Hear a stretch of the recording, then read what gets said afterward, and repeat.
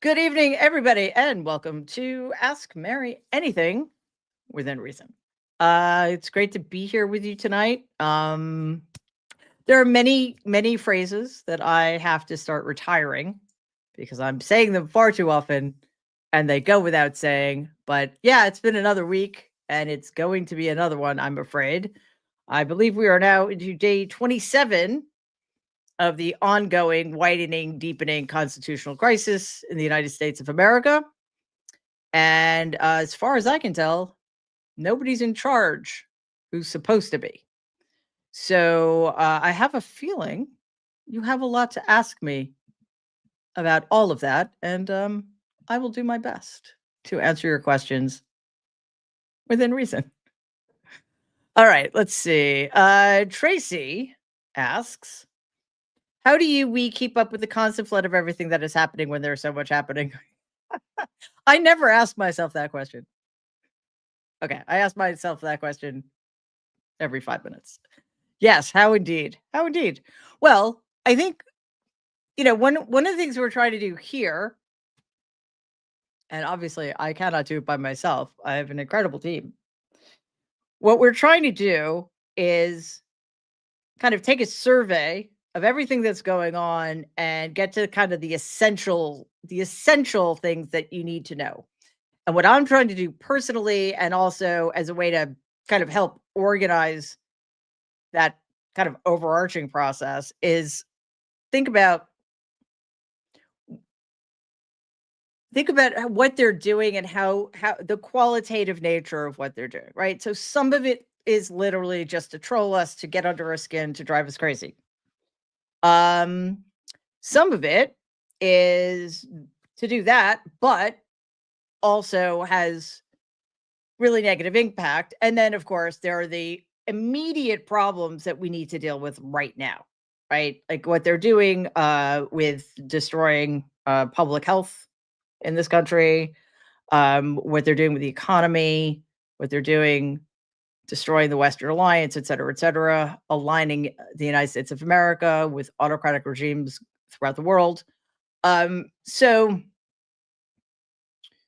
and that final category, yeah, there's the immediate stuff, and then the final thing is what do we have to consider in the long run, right? And part of that is strategy for changing what's happening in the hopes that we have the opportunity to do so.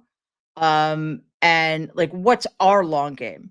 The Republicans have proven that they've had a long game for a long time, and the Democrats are proving that they did not or did not adequately meet the moment. So, that's why we every day, at least once or twice a day, we have videos that are sort of deep dives into what we think are maybe the more salient issues of the day. And then during the live, we kind of sift through the whole insanity of incoming news to get to what is relevant to your lives and things that we need to keep an eye on. So I hope that helps. I mean, it's not easy, and I am not as successful at it as I'd like to be because we're all empathetic, caring human beings, and in addition to being overwhelmed by everything that's happening, we actually care about people, and it takes a bit of a toll to stay engaged all the time, but like that's the only way we're going to be able to or going to have a chance at affecting some kind of change. So we're doing our best to keep you updated, but thank you for that question. I will probably keep revisiting this question as I figure things out as well. So thank you, Tracy. From Maggie1358, question. Can you discuss the SAVE Act? It's game over for elections if it passes. Getting people registered is hard enough. You have to go in person and provide proof of citizenship. Well, I think I think what I can do is discuss more broadly the decades long project of the right to basically overturn, sorry, the Voting Rights Act. We see this in red states. People, they're increasing the hurdles over which people have to jump in order to register in the first place. In a lot of places, it's just Jim Crow 2.0. I mean, my entire life, all I had to do when I went to vote, and also because I'm white, I never had to wait more than 5 minutes to vote. And that was like a lot if I had to wait 5 minutes. The one time I had to wait more than that was in 2016, and we all know how that ended. But anyway, all I had to do was tell them my name, make sure they had the right address, sign, and they would give me my ballot, and then I would go vote. I didn't need to show them anything. That's how it should be everywhere. So between gerrymandering, putting up more and more hurdles to people, interfering with the ability for localities to make things like automatic registration happen. Like, I don't understand why people have to register to vote. I really don't. Register maybe once and then you're registered for life. If you move, obviously you let people know. But again, it's just another requirement. And the only requirement you should need is to be an American citizen who's eligible to vote. So yeah, so between gerrymandering and the increasing difficulties of voting in certain places, and of course the ways in which Republican legislatures, quite frankly, fuck around with majority Black districts in terms of removing voting machines and closing polling places. And, as I said, I've never had to wait on a line with one exception, and that's, for obvious reasons, perhaps. Every year, there are people in Black communities online for hours. So I think the whole project, it's all of a piece with this overarching project, just to make it difficult for the wrong people, as far as Republicans are concerned, to vote, because Republicans know the more people vote, the less likely they are to win.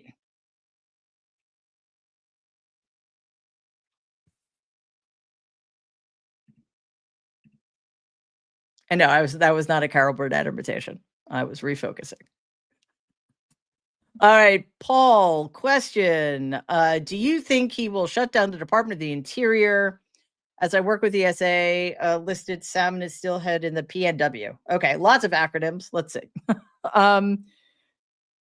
Pacific Northwest is what I'm guessing. Listed them. I'm sorry, I'm not quite sure what the question is. As I work with the SA, listed salmon and steelhead in the Pacific Northwest. So the question basically is, will he shut down Interior? No, I think he's going to do with Interior exactly what they're doing with everything else. They are going to basically strip it for parts and install somebody whose mission is to gut the agency, to work against the agency's original mission and enrich themselves. So we're going to see the Alaska Wildlife Refuge opened up to drilling, for example.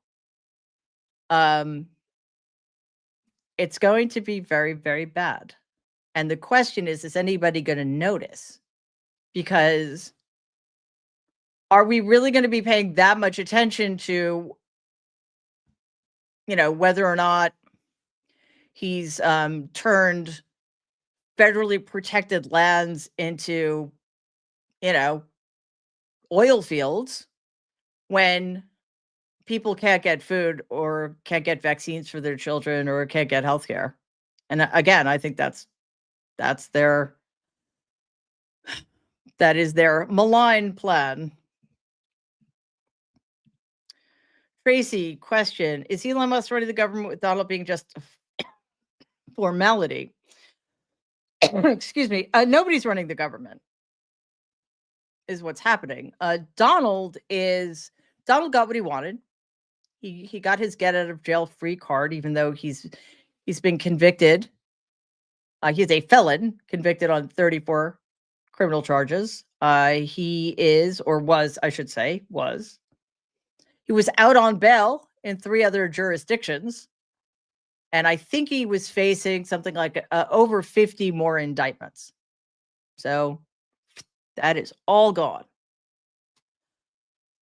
So he's just going to use taxpayer money to do things like go down to Mar-a-Lago and play golf and go to the stupid NASCAR thing and go to the Super Bowl.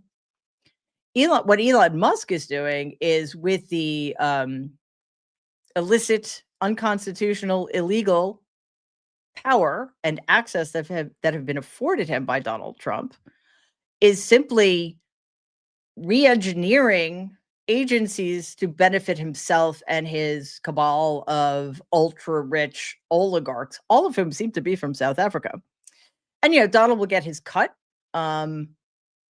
because clearly, Musk is pulling those strings, but I don't wanna overstate this, so I'll try not to, but I think what we're seeing is the dismantling of the federal government in the service to enriching those people, and that in the not too distant future, there will no longer be a federal government, at least as we have known it for the last 260 something years.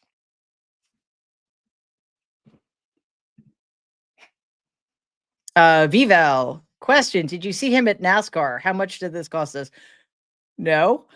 I don't, I I try to protect my sanity, such as it is, whenever I can. No, I did not see him at NASCAR, but it costs millions of dollars whenever they go anywhere, because Air Force One and all the people who have to go, the billions of Secret Service agents, the motorcades. I don't know if you guys have ever seen a motorcade. It is quite something. As you may or may not know, I was down in Atlanta. Oh, the trauma.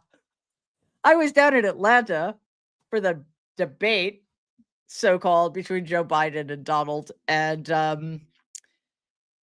the next day I flew back to New York the next day, and it was a short time, in Atlanta. I think I was there for a day and a night. I left the next day, but, oh my god, was it exhausting and stressful. So, I really wanted to go home, and, there was massive amounts of traffic. I was on the FDR coming from JFK, speaking of acronyms, and the, north side of the FDR was completely empty of cars. And which only happens if there's like a really, really bad accident. And then I see all of these Coast Guard vessels on the East River, and clearly something was going on. And then I realized it was Joe Biden's motorcade, because he was in town for the Stonewall anniversary and a fundraiser out in the Hamptons. And I think it took 5 minutes for the motorcade to pass me. I lost count.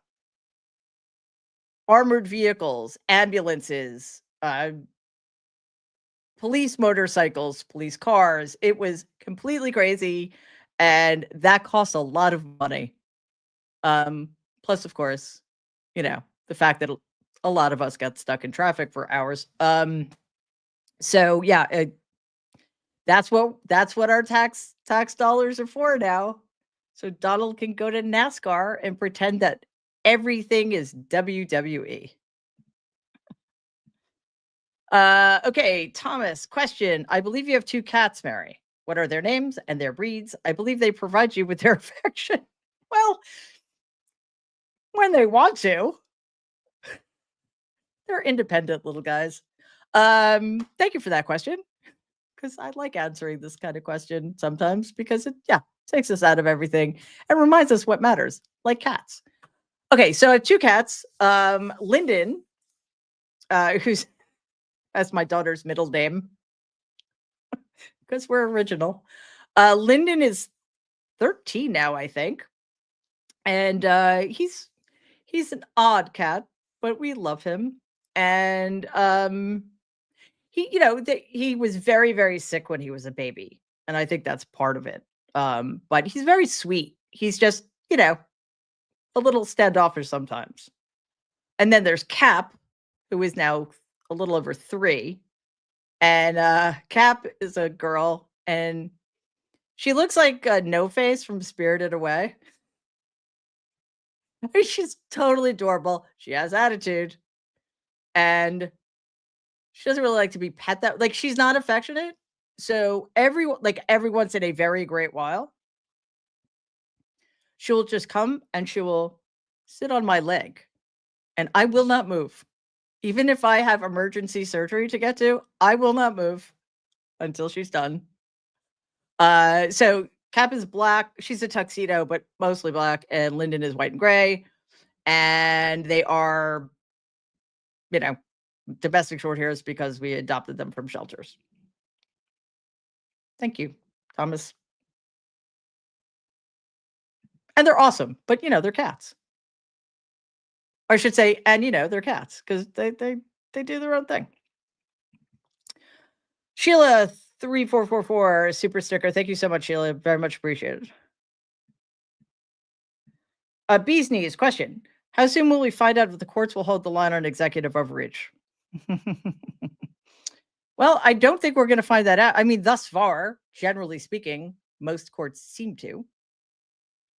But that doesn't, I mean, it matters in the moment, right? But it doesn't matter ultimately. What matters is what happens when and if these cases, and I assume most of them, if not all of them, will end up at the corrupt, illegitimate supermajority of the Supreme Court. And at that point, we'll know.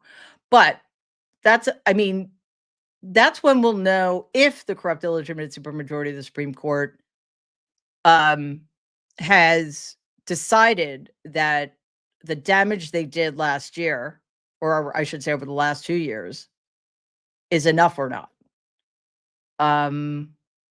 The Constitution is hanging by a thread, and the corrupt, illegitimate supermajority of the Supreme Court can essentially do away with it entirely. But they already made sure that Donald's presidency would be an imperial one. So the more immediate problem is, will the Trump regime abide by the rulings of lower courts? And if not, then we have our answer. Like, that is the Rubicon that cannot be crossed, because at that point, what difference does it make what the Supreme Court says? Do we seriously think Donald Trump and Elon Musk are going to care?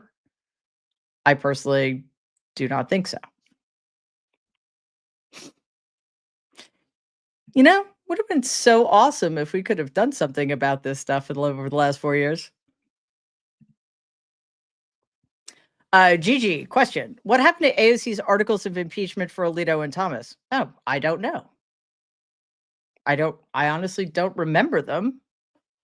I pay fairly close attention to things, so I don't know. I guess either they went nowhere.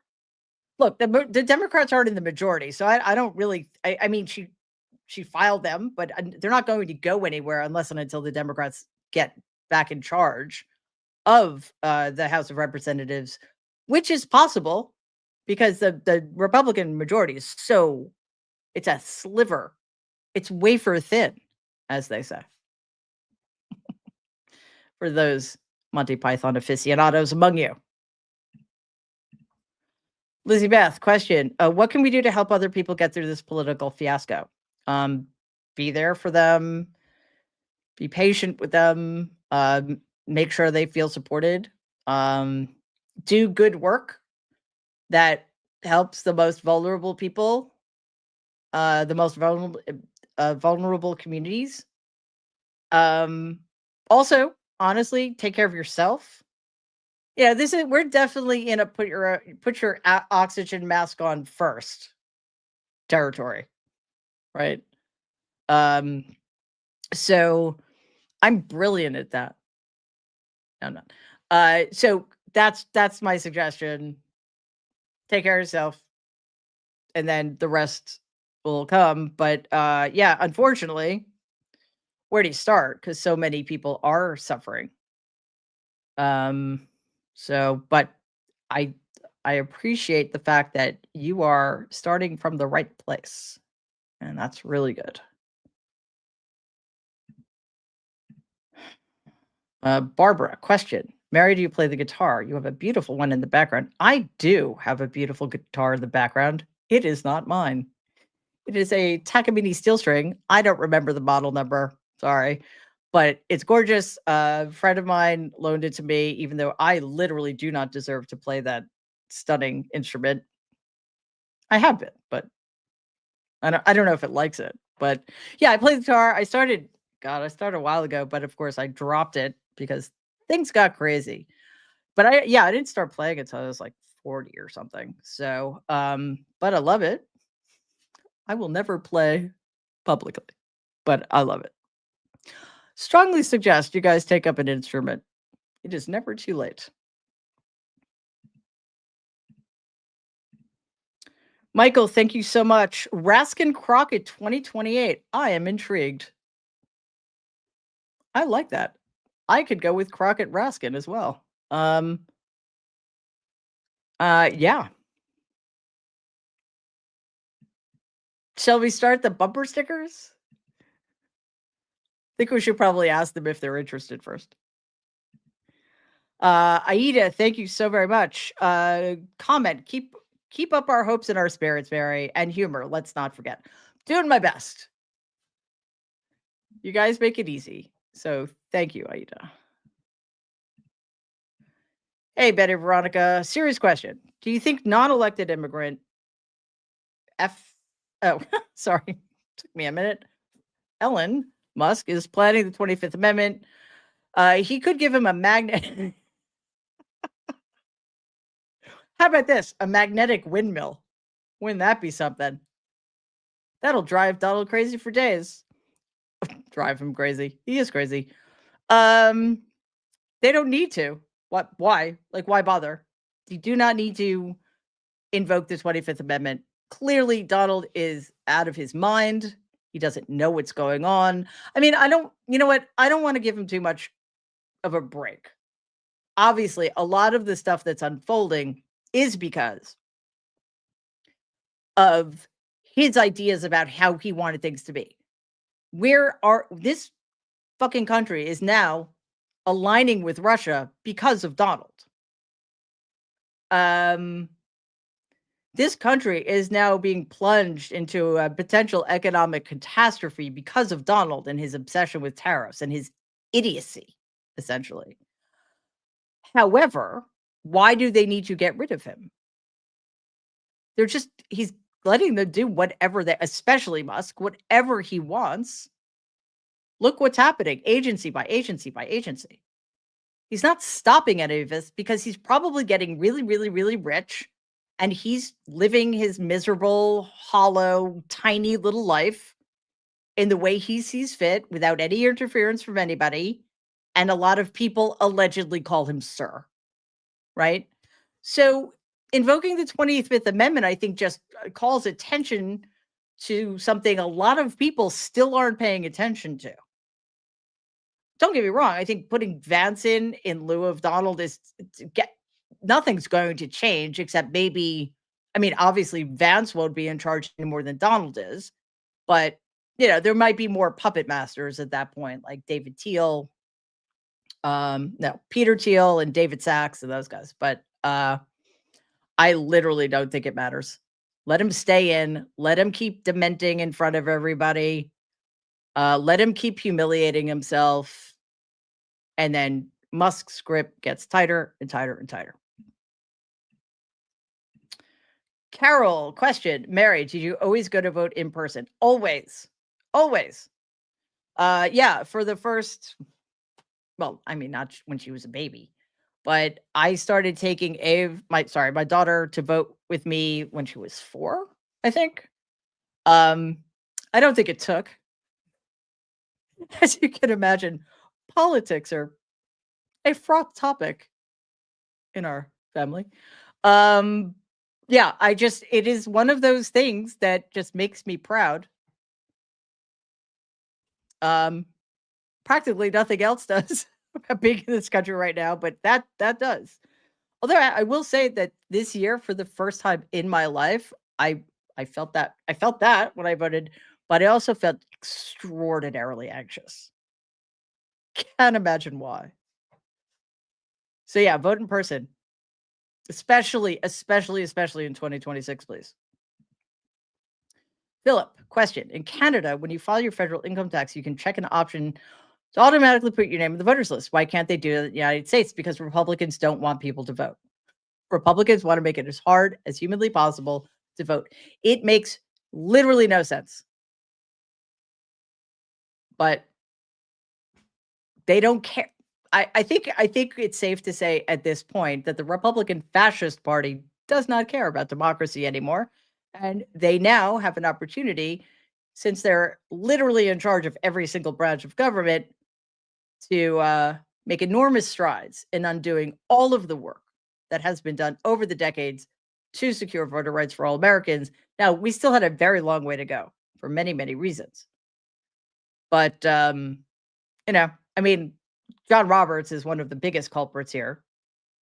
But yeah, Republicans are totally on board with that mission to disenfranchise as many people as possible. Elaine H. question. First, a huge thank you to you for all you do. You're quite welcome. My question is about Kennedy going after SSRIs. So many of us, myself included, depend on mental health issues. Will he succeed? I don't know if he's going to succeed. I'm not. It's not entirely clear to me just how much power he does have. Although, listen, it's very alarming. Health and Human Services is in charge of the National Institute of Health. It's in charge of the Centers for Disease Control. It's in charge of a lot of health agencies. So the fact that he's leading just deeply, deeply, deeply disturbing. So I I mean, I don't know specifically what he said about SSRIs, but I heard recently that he is going after the HPV vaccine, which is one of the HPV vaccine is on its way to eradicating cervical cancer. And Kennedy is sowing doubts about that vaccine because he's a fucking psychopath. So we should all be worried. Stock up on anything you need. I mean, SSRIs, sure. I mean, they don't work for everybody, and yes, there are a lot of side effects, but they're much more often than not effective and necessary meds for people with certain psychiatric disorders. So I don't get it. He's just unfit beyond comprehension. So I have to hope that people who actually know stuff and have some authority in medical circles will start sounding the alarm bells, or some really rich billionaire who couldn't be bothered to save American democracy in 2024, who couldn't be bothered to make sure that the left had its own media infrastructure, can at least do this. Set up some free pharmacy for all where you can go and get any med you need that is being outlawed by these anti-human creatures. Christopher, thank you so much, Christopher. That's very kind of you. Question. I'm not sure if you've heard, Mary, but the House Republicans are trying to gut Medicaid and Social Security again. Do you think they will be successful despite our protest? Well, that is a good question. So the Republicans came out with some $4 trillion budget. Most of it is for tax cuts to the ultra, ultra, ultra rich, like who have so many zeros after their net worth that it's kind of mind blowing that they care about paying taxes, but they're mentally ill. So obviously the money has to come from somewhere. And of course it will come from the social programs that help those in lower economic brackets or the elderly or children because they're sadists. The hope here is that Democrats get a spine and recognize this is literally the only place they have the leverage. Why? Well, because despite the fact that they're in the minority, the Republican caucus is all over the place. And Secretary of, what's his name? Speaker of the House, Mike Johnson, is so thus far incapable of keeping the Republicans together. So no matter what happens, he's going to need Democratic votes. And the Democrats have to say no. Absolutely not, unless and until you stop this fascist shit. I'm not kidding. Stop breaking the law, get rid of Elon Musk, rehire everybody, get your house in order, or no. And if the government shuts down or the United States of America defaults on its debt, it's your fault because you're in charge of everything. It's really not that hard. The Democrats cannot run scared away from this. Because if they capitulate, I'm trying to think, like, how many Rubicons can we cross, right? Well, that'll be another one. Sorry.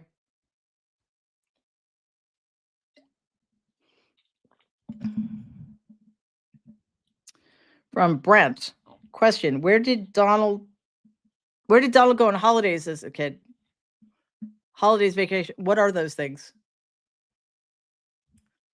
They didn't go on vacations. Well, that's not entirely true. I think all the kids went to camp at some point, and every once in a while they'd go to the Fontainebleau in Florida. But no, my family did not travel. They did not have vacations. They didn't go to the beach. Actually, when they were older, they had a cabana at a beach club on Far Rockaway in Queens, and my grandfather would. It's hard for me to picture this, but he would sunbathe.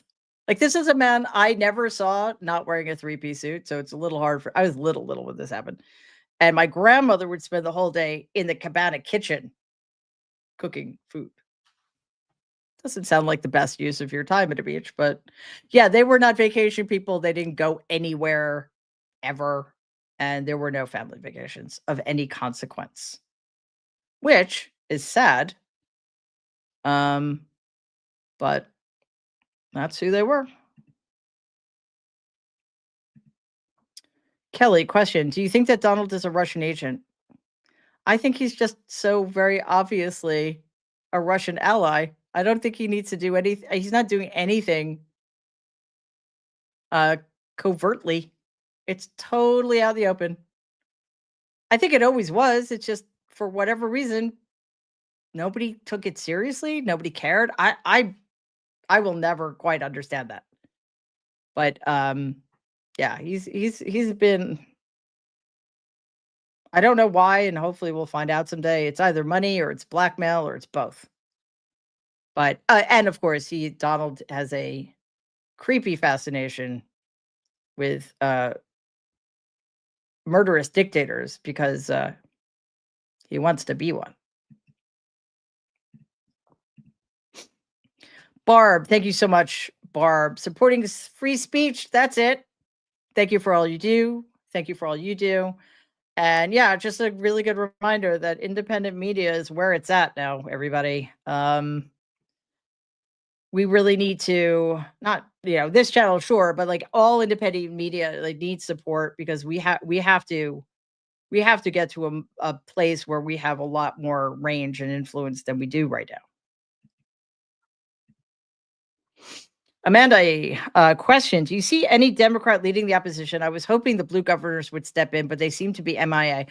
That's interesting. Gretchen Whitmer was asked last week, I think, like, who's leading the Democrats, and she couldn't come up with an answer, which is a little depressing. But I thought this, during the transition, it became pretty clear to me that the resistance, as it was going to be led by Democratic governors, and I don't know that they're falling down on the job. I think, with Pritzker and Whitmer and Stein and Shapiro and Newsom and a few other Waltz. I think they're on it, but it sort of remains to be seen just how devious the federal government is going to be in interfering with the state's ability to protect the people who need to be protected. We have a really good test case right now in New York. Eric Adams is the most corrupt, one of the most corrupt people in the country right now.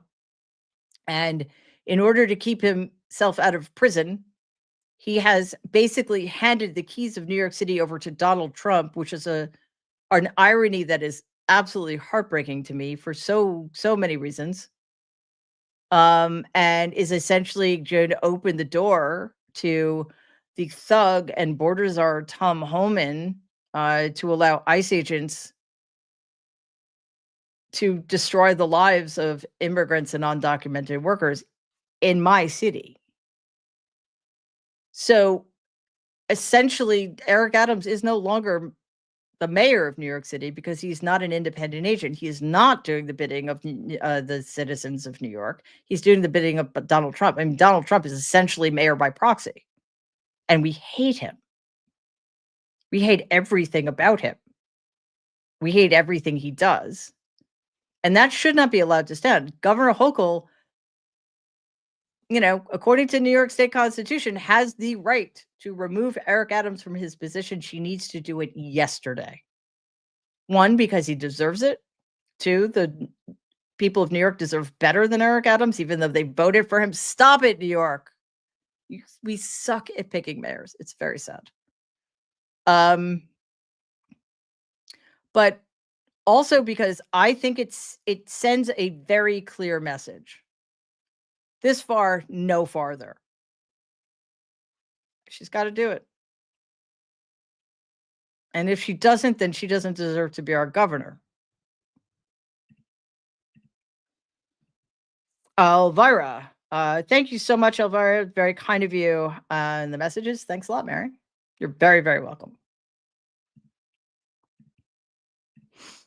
Thank you so much, Stelly.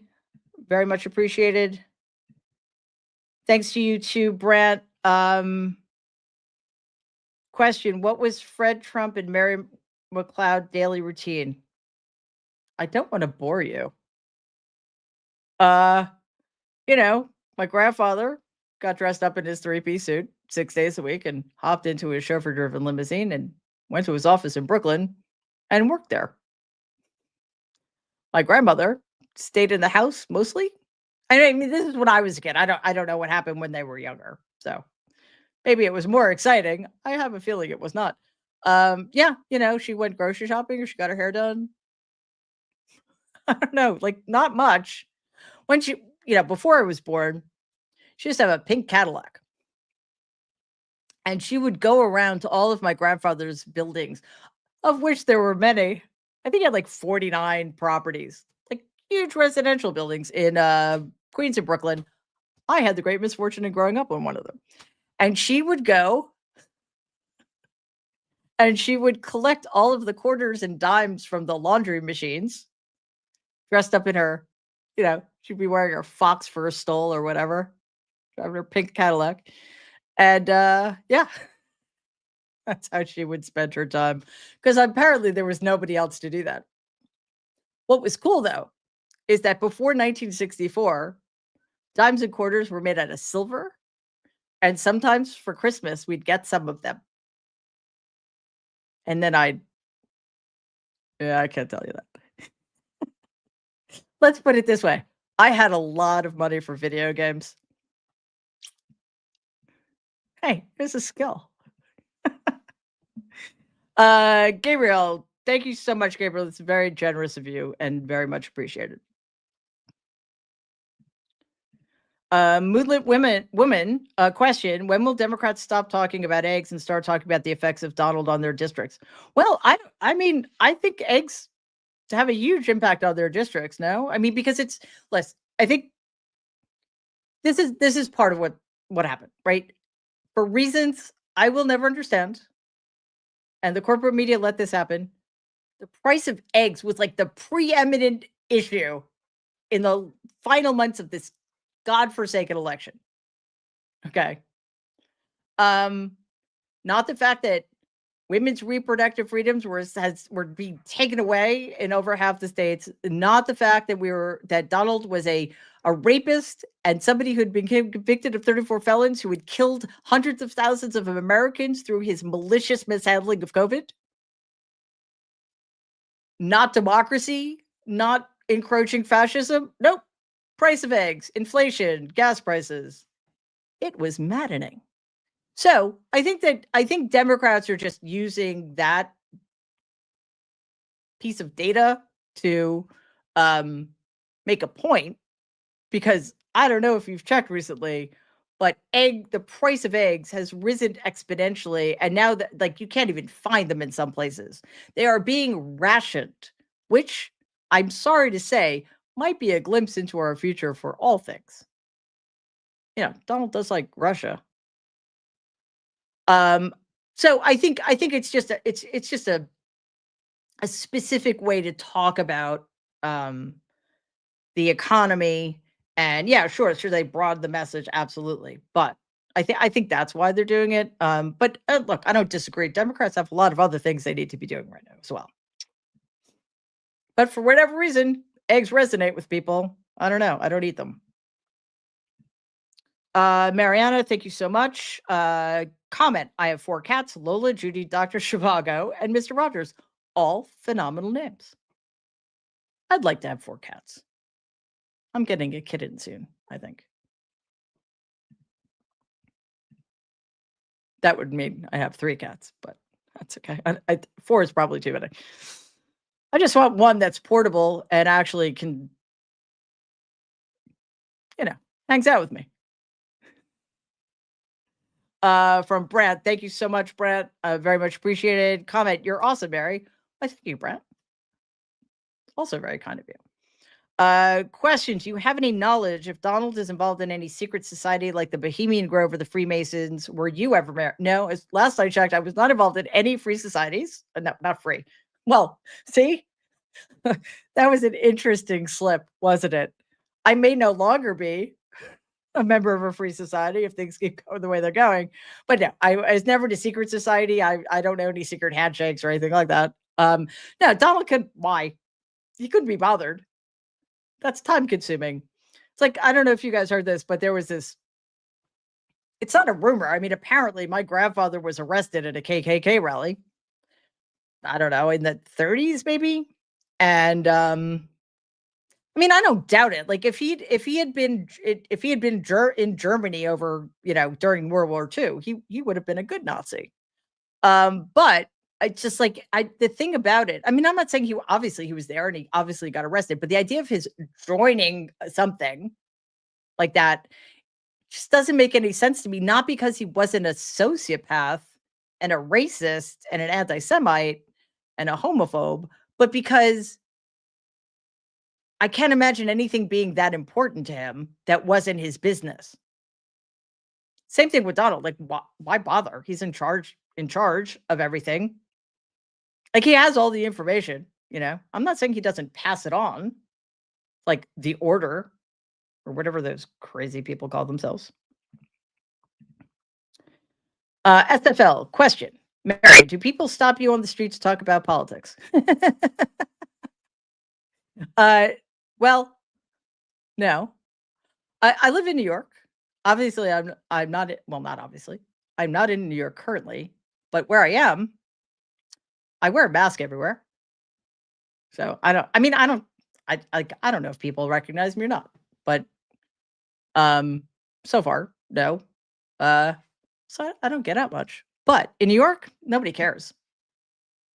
Like, even if I were recognized, which again, I don't think is particularly likely, people in New York, I mean, it could be the most famous person on the planet and they'll just walk right by.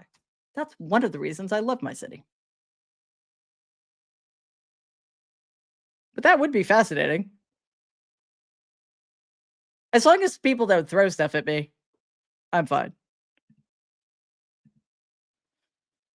Jude, question: do you think they will literally stop people's Social Security disability payments? You know what? I don't want to speculate because I don't know. And I don't want to make people feel worse about something that may not happen. All I can say is I sincerely hope not.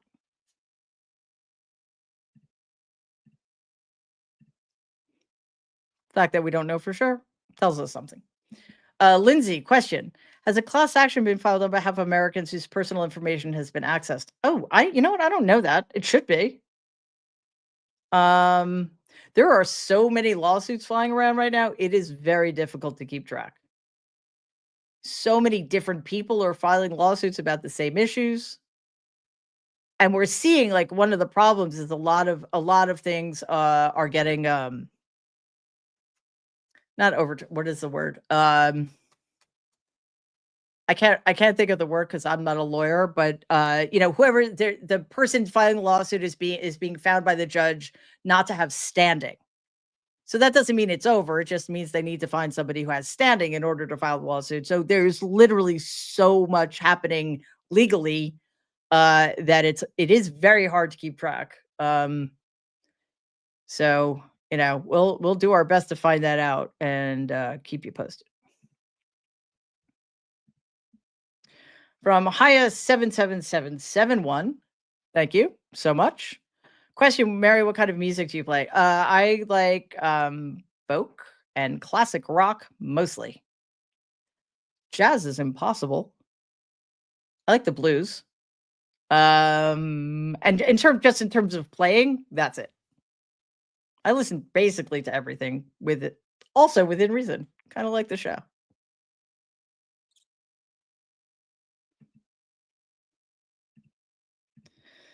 From Rebecca, question: do you see a probability that this administration will enact the more restrictive sections of the Patriot Act and Freedom Act, effectively locking down the country?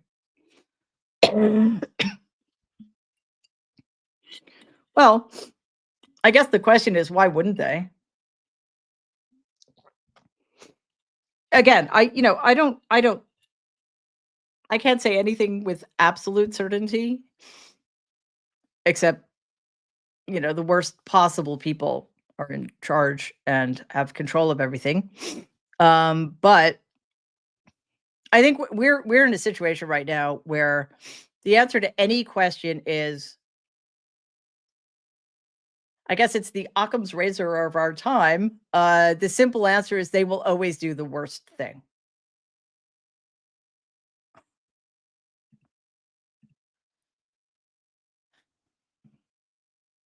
Brent again. Hello, Brent, and thank you. How did Donald disrespect his mother? Called her names? No, he just didn't listen to her. He did not listen to her at all, and it drove her crazy. So, and he was a slob. So she was totally cool with his getting sent to military academy, aka reform school for rich kids, when he was in 8th grade, hoping that it would, make him more disciplined and neater. But then he would come home and still be a slob and still treat her like shit. So, and I have to be honest with you, I do not completely blame him, but that is a very long story for another time. But it's very weird in my family. Like, my grandmother had practically nothing to do with the boys. My grandfather had nothing to do with the girls. I mean, even for the 40s and 50s, it was very extreme. So with the exception of my dad, who treated my grandmother well, even though he had no reason to. Yeah, Rob was kind of condescending and infantilizing my Uncle Robert, the youngest of the 5, was infantilizing, condescending towards her, and Donald was just kind of contemptuous. Like, as an adult as well.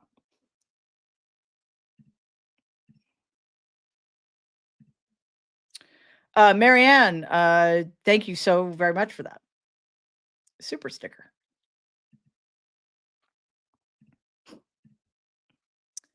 Frank, thank you so much, Frank. And I second your comment. I hope he goes away forever. Yeah, I think that's a reasonable thing to hope.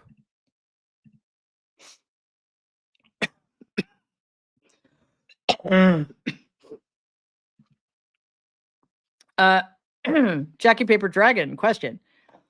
How can I ever forgive my older MAGA sister and her awful racist and bigoted husband? They are older and at the end of their lives. I just can't. Well, okay. I am not. This is not advice. This is my personal, I don't know if it's a philosophy. I don't think it's quite that complex or sophisticated, but my personal belief is you don't have to forgive anybody. People always say, you should forgive so and so. Like if there's still heat there, if there's still trauma, um, even if they haven't asked for forgiveness, you should forgive them because not for them, for you. And I've always thought, like, how is that for me? I don't forgive them. Like, how is not forgiving them bad for me? So if they haven't done anything in your, all right, that's advice. So I'm just going to speak hypothetically about a situation of mine. If somebody's harmed me in a grievous way and has done nothing to make amends, what am I forgiving exactly? The ongoing harm? Yeah, I have the same feel. It's like people often say, well, it's your family. Not okay, not my family. That's a sort of extreme example, but generally speaking, families, right?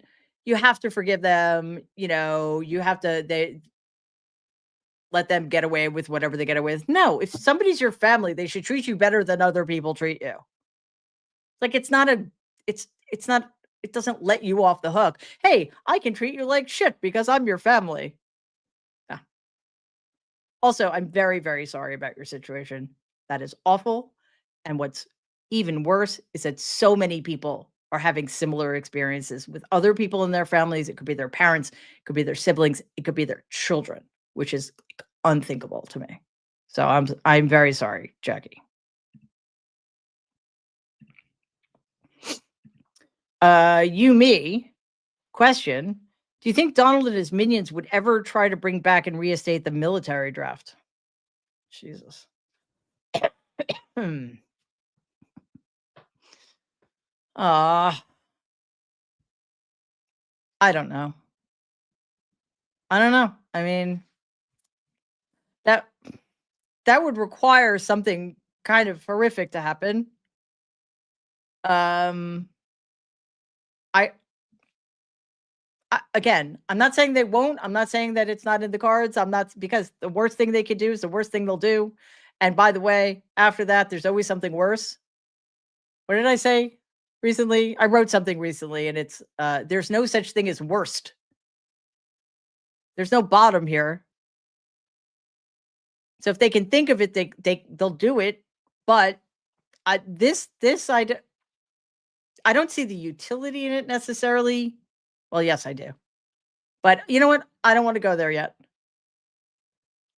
We've got a lot of other stuff that's actually happening right now. I'm not saying don't be prepared, but let's not go there. Karen, question, Mary, do you envisage a time when Donald becomes so demented that he starts to refute you?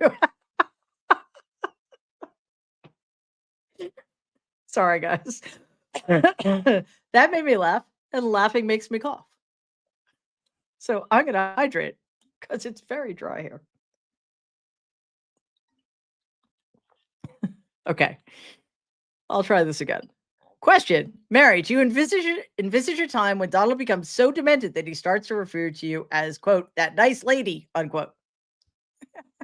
That is a deep cut from, I think, my first book. My grandfather had Alzheimer's, which started when I was in my early 20s. I think I was at Columbia when the Alzheimer's started. So, he lived until I was 36 or something. So that was a long time. And he got very bad not long after, the whenever it was, the early 90s. And he my grandfather and I did not have much of a relationship. It's the shortest way of putting it. He was horrible. So he had no use for me whatsoever. The first time he was ever kind to me was when he completely forgot who I was. And we were at Mar-a-Lago because before it became a club, that's where we used to celebrate Easter. I mean, celebrate Easter. I don't celebrate Easter, but we'd go to Easter, the family, such as it is or was, because my grandfather was doing very poorly, and just like we couldn't bring him to the places we used to go. And it was there that he said to me, and he'd forgotten who I was for a while, which I promise you, it might sound sad. It made my life much easier. And he and my Aunt Marianne and I were standing by the pool. We were standing by the pool because nobody ever actually went into the pool except me. And my grandfather said to Marianne, "Isn't she a nice lady?" And he was talking to me. It's the nicest thing my grandfather ever said to me.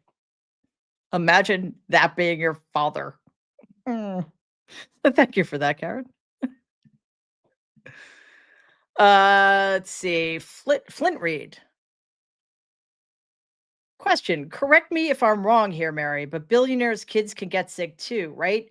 Billionaires' kids are going to get every single vaccine known to man, and but I should say, there aren't vaccines for certain things like the H5N1 virus. There's bird flu, I should say.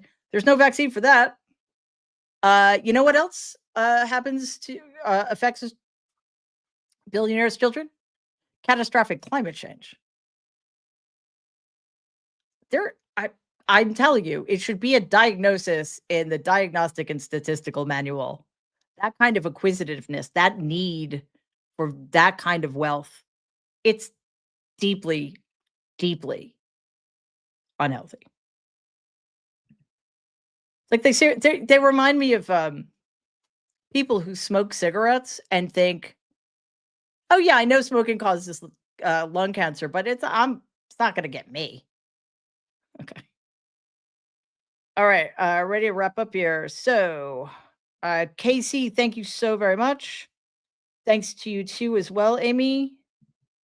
And our super sticker, Kitty. Thank you, Kitty Fox. Um, from Flint Reed, question: why is no one pushing back properly if it means getting in the mud? It's existential for millions. I don't know, man. We're working on it. A lot of things are in the work. A lot of people works. Or a lot of people are figuring this out. We need to grow a movement. And yeah, it is. It's existential for all of us. Thank you so much, Salome, for that question. Mary, why do you think Kamala Harris is so quiet? I do not know.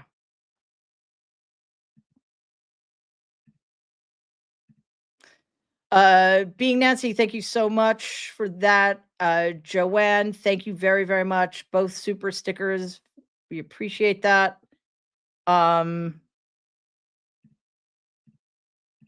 Thank you very much, Lori in Washington. Neely, that's very kind of you. Question: what do you think about a longer term for presidents to keep the world from the whirlwind we put through every 4 years? Well, that wouldn't work to our advantage right now. I think 8 years is plenty. And if you get in and you don't get reelected,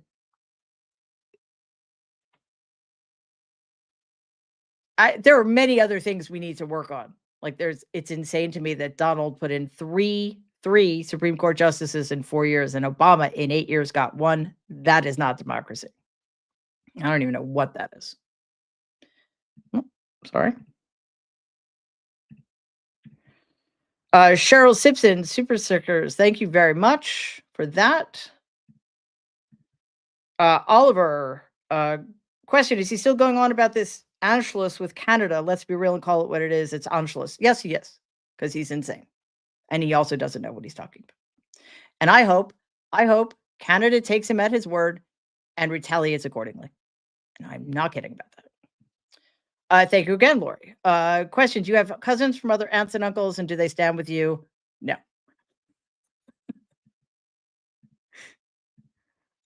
Zero, thank you very much. It's very generous of you.